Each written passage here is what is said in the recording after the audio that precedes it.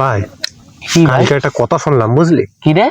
শুনলাম যে গরিব মানুষ দোয়া করলে নাকি খুব তাড়াতাড়ি কাজে লাগে, সব কথা লিখে যায়।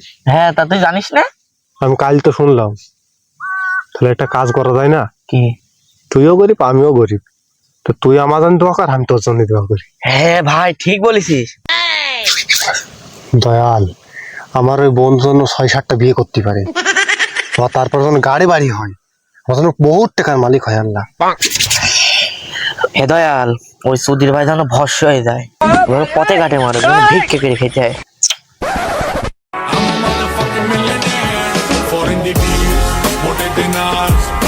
বাবা আল্লাহ নবীজি নাম দ্রুত দেখা করেন ধান।